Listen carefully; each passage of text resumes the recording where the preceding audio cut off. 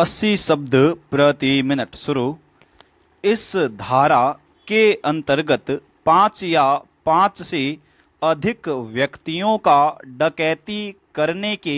सामान्य आशय से इकट्ठा होना मात्र दंडनीय माना गया है, परंतु जब तक यह साबित नहीं कर दिया जाता कि अभियुक्त डकैती करने के आशय से जमा हुए थे, उन्हें इस धारा के अंतर्गत सिद्ध दोष नहीं किया जा सकेगा। चेंज नरेश बनाम राज्य के वाद में अनेक व्यक्ति गांव की बस्ती से दूर एक चूने के भट्ठे के पास विभिन्न प्रकार के हथियारों से सज्ज होकर रात के समय इकट्ठे हुए। इनमें से कुछ अग्नि आयुध भी लिए हुए थे। पुलिस द्वारा ललकारे जाने पर इन सबों ने दोनों हाथ ऊपर उठाकर स्वयं का समर्पण कर दिया, परंतु उनके पास इस बात का कोई समाधान कारक उत्तर नहीं था कि उनके पास इतने सारे अवैध हथियार कहां से आए। अभियुक्तों को धारा 402 के अंतर्गत दंडित किया गया। इस मामले में अभियुक्तों की ओर से यह तर्क प्रस्तुत किया गया कि पूर्ववर्ती मयंक यादव के मामले में जहां 5 से अधिक लोग गांव के बाजार के पास के एक स्कूल में आधी रात को इसी परिस्थिति में पाए गए थे और उनमें से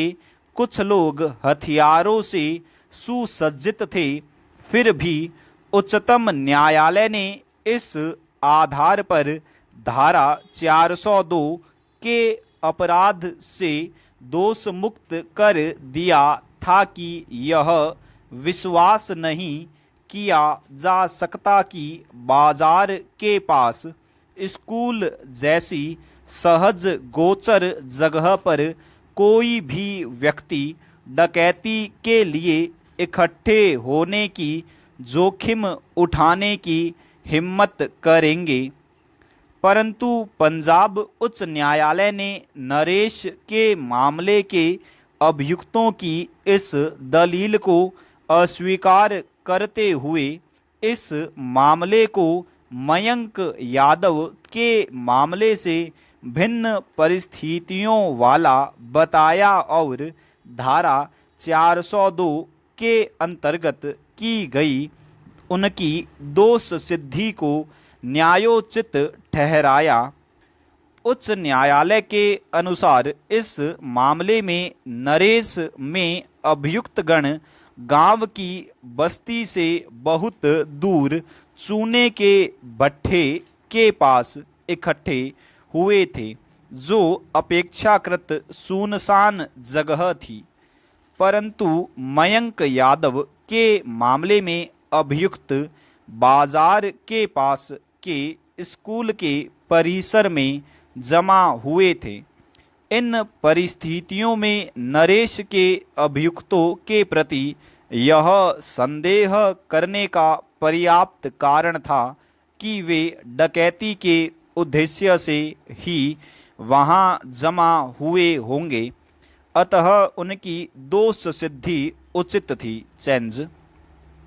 नीतीश मोदी बनाम बिहार राज्य के वाद में पटना उच्च न्यायालय ने धारा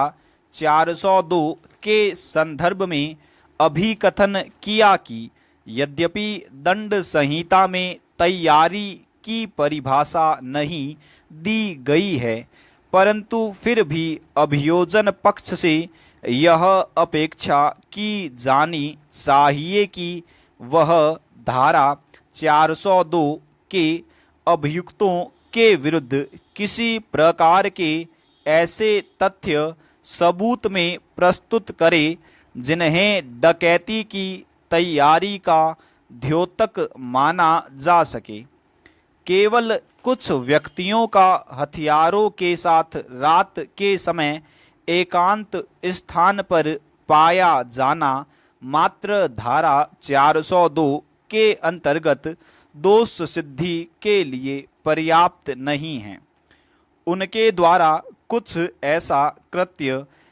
किए जाने का सबूत आवश्यक है जो यह दर्शाए कि वे डकैती करने के उद्देश्य से ही एकत्रित हुए हैं,